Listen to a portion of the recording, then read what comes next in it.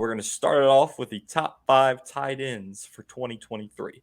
Yeah, so we pretty much have been flying through these position groups. We had the wide receivers a couple of weeks ago, and then we had the quarterbacks last week. Had some surprises, but I do think that the tight ends is more of a vanilla. And the number one overall is probably no surprise. It's the best tight end in the league, and it's not very far. I mean, if you're ranking tiers, he's S tier.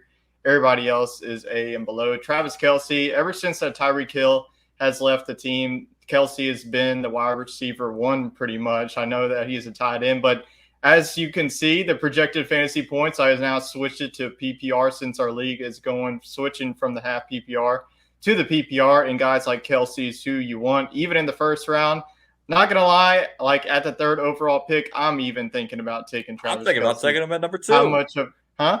I'm thinking about taking him at number 2, to All be right, honest well, I'll with spite you. y'all and take him at number 1. Okay. Go for it, Wade. Okay. Please take him at number 1. That just makes our decision even farther. But I just think that Travis Kelce is just too hard to pass up on. I know that he's a 34-year-old tight end, but age doesn't really concern me. Patrick Mahomes, I feel like every week and every season that I face this man, he's just very consistent and just killing me in every category. So if you're going to get a tight end early, you might as well get the best one. I think that Travis Kelce by far, looking at Mark Andrews, looking at TJ Hockenson, it's just really big of a gap. And looking at other wide receivers in the mix, Kadarius Toney, he's been having some injuries. Sky Moore had a really impressive into the season last year, and then they got rid of Juju Smith. So there's definitely target share to be had. So I think that Travis Kelce is the dog for you for your tight ends. So let's go on now to our number 2. Real and quick, this is going to be Travis Kelce. He's Patrick Mahomes' favorite target for a reason, because the man doesn't drop the ball. He had multiple games last season where he had more than 2 touchdowns. So honestly, I know I was joking taking him at number 2, but he could very well be make a solid argument, be taken top 3. I definitely think that, in the mock drafts that I've done, he's gone at 6 and number 7. But honestly, if like y'all is probably going to take Justin Jefferson and Jamar Chase, that really leaves say like Cooper Kupp in your draft. So like Travis Kelce is pretty much on the same boat. I would put him in alongside the Cooper Kupps of the world. So I would not, honestly, if you have a first round pick, even if it's like early as pick number 3, I would honestly go with him, because he is definitely, could be not only a game winner every week, but he could definitely be a league winner for you every week as well. So going on to pick number 2 is a guy who's also been in my top 2 for the past several years, and that is Baltimore Ravens tight end Mark Andrews. Now Andrews' season last year is pretty much throw it in the trash. The Baltimore Ravens, looking at their team last year, it was just a team filled with injuries. Lamar Jackson just couldn't really stay on the field, and Mark Andrews missed a couple of games due to injury. We saw some wide receivers also deal with some injuries too, but I do think that Lamar Jackson is definitely going to have a bounce back year. The man got paid. He's definitely happy. He's not like these running backs going to be opting out of not getting their contracts. Lamar Jackson's paid, and we've seen whenever we have a healthy Lamar Jackson, Mark Andrews can also be a really good tight end as well. So as you see, Travis Kelce, he's been projected in the first round. Mark Andrews has been in the third round, so he's been more of an early round draft pick. And I think that is Travis Kelce and Mark Andrews and pretty much anybody else. I think that the top 3 tight ends, as you're going to see on this list, there's pretty much a gap between each of them. So I think that Mark Andrews, you look at also the target share, there's not really any competitors. They did sign Odell Beckham Jr., but he's also coming off of a season where he didn't even play, and he's also entering his age 30-plus season too. So right. I think that there's really no worries outside of Mark Andrews. I think that Lamar Jackson has already shown in the past that he really loves to throw it to Mark Andrews, especially in the red zone. I know in fantasy we all love a guy who can really score a lot of touchdowns. And I think that Mark Andrews, look at, only 5 touchdowns last season. I think that number could definitely double to that. I see the projected as 6, but I would not be shocked if he goes over that. I just feel like the Baltimore Ravens are just going to be a better offense and well-oiled machine heading into the 2023 season. Let's go on now to my number 3 one. And I think that after this guy, this is really where the drop off happens. So if you don't take any of these three, tight ends, it would be a very good idea to just wait because I think that you're not going to get as an elite tight end as you are as the top three. So TJ Hockenson, last season we saw him being traded from the Detroit Lions to the Minnesota Vikings. And he definitely got an upgrade in the offense. We know that Justin Jefferson is the main show. KJ Warren is their wide receiver. Add Jordan Addison into the mix. So there's going to be a lot of target share that's going to be spread around the ball. I think that TJ Hockenson is also going to get his too. I think that we saw him in Detroit. Detroit didn't really use him as they should. We saw Minnesota, Kirk Cousins, when they ever got into the red zone, he was going after TJ Hockenson. So I feel like that Hockenson and Kirk Cousins now going into year two definitely has that connection for each other.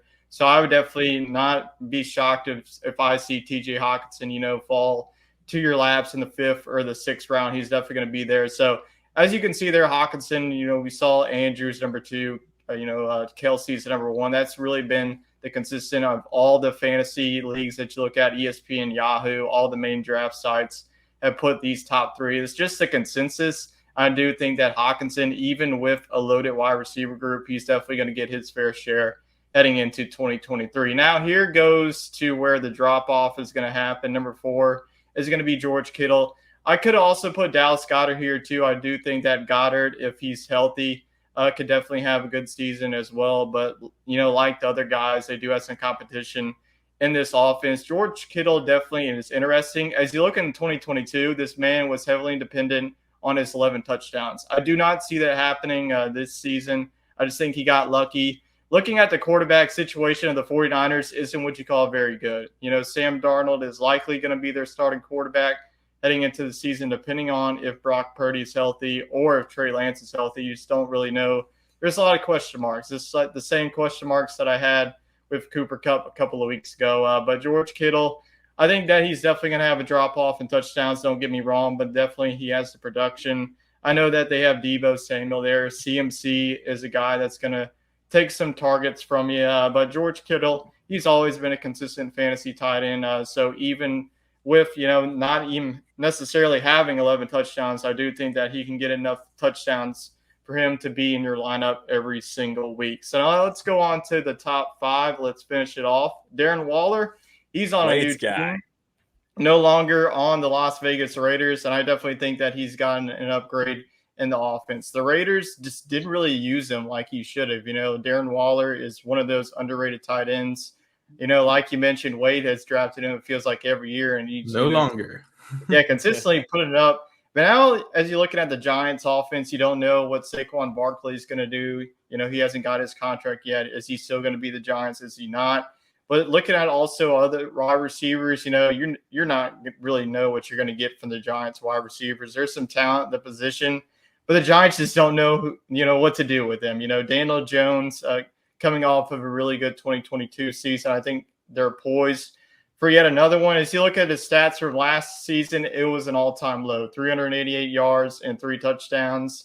It was just Derek Carr did not have a really good season. Derek Carr had one of the worst seasons of his career. They benched him and went on to Jarrett Stidham. So Darren Waller just didn't have a really good quarterback. I think going to Daniel Jones is definitely going to be better for Darren Waller. I think that he has the opportunity to be the number 1 target share on this offense. So I think that the target share alone creates him to the top 5. Yeah, you could have put Dallas Goedert, but I think that Goddard has more competition than he does with Waller in New York. So those are my top 5 fantasy tight ends. Like I mentioned, from 1 to 5, it is a big time drop off. So get your tight ends early.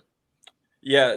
Well, I mean, if you miss out on Travis Kelce or number 2 being you just said his name and now I can't even remember. Mark Andrews.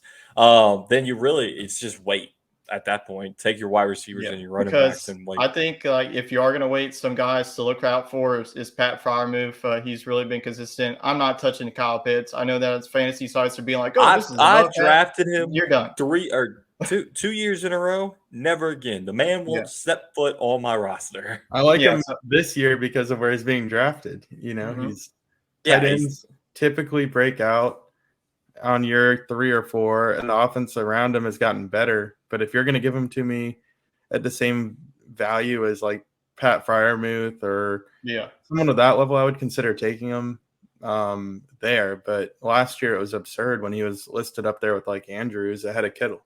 Yeah. No, I mean, that's you mentioned the quarterback play. That makes a huge impact on when you take a tight end. You got a guy like George Kittle who had 13 touchdowns last year, which is unheard of. But you're looking at you don't know who their quarterback is, so it's like, and they got weapons like CMC and Deebo Samuel, so he's just kind of low there on that list. But then you got a guy. I was really surprised that Mark Andrews was. I mean, he is the second best tight end, but it's like him and Kelce are like 1A, 1B in my opinion, based on the target share. Kelce's a 2. Yeah, he's like a double. If you want to rank like wide receivers, Kelce would be number 3.